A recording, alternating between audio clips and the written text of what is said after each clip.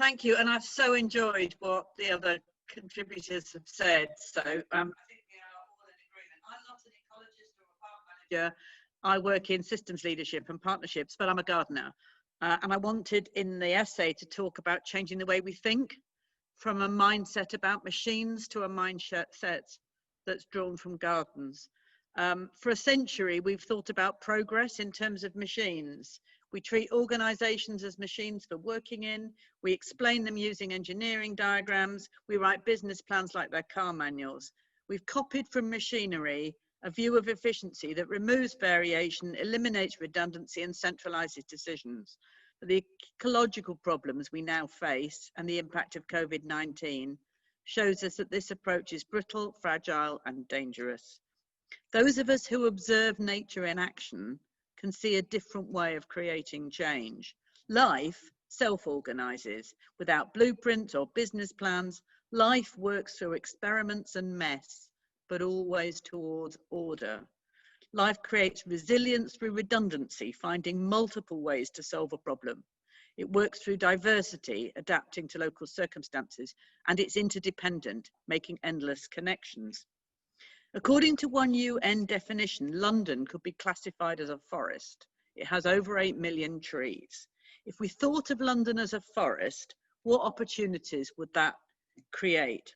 Decision makers tend to see towns and cities as if they were mostly people and buildings, but a third of urban areas are covered with scrub and woodland and waterways and parks and playing fields and green spaces, and another third is composed of private gardens.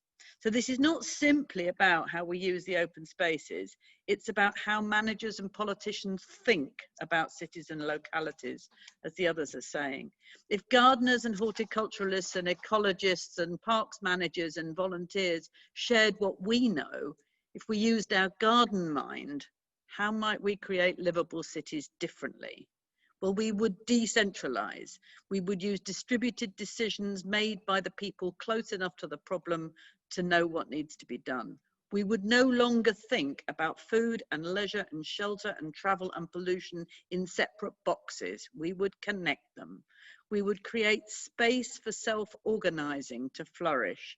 We would work through trial and error, learning through curiously about our mistakes, encouraging others to improve on our attempts. We would think little. Instead of abstract strategy documents, we would start with practical work in specific areas, co-creating the solutions with the people who live there. We would build relationships, connecting more and more people to the ideas. We would understand that every solution is a compromise, involving constant maintenance and adjustment. And although communities brim with ideas, they often seek practical help. But councils can too easily take over. We need to make the relationship reciprocal, responding with flexibility and kindness to match the excitement and energy of community groups on the move. There are all these exciting experiments that I've been hearing about and been looking into: community greenhouses, forest schools, rewilding. But we need to be more ambitious. We need to shift the way that decision makers think. And we have to do that by changing their experience. This can't be achieved through committee reports. So we'll need to experiment. So in the essay, I talk about getting decision makers out of meeting rooms, holding meetings walking around, getting MPs and councillors down to the woodlands and into the community greenhouses and alongside the waterways. I don't know, giving the top management team their own allotment, give the MPs a vegetable garden to design with local residents, ask the school children to design the next project. Let's use our garden minds. Thank you.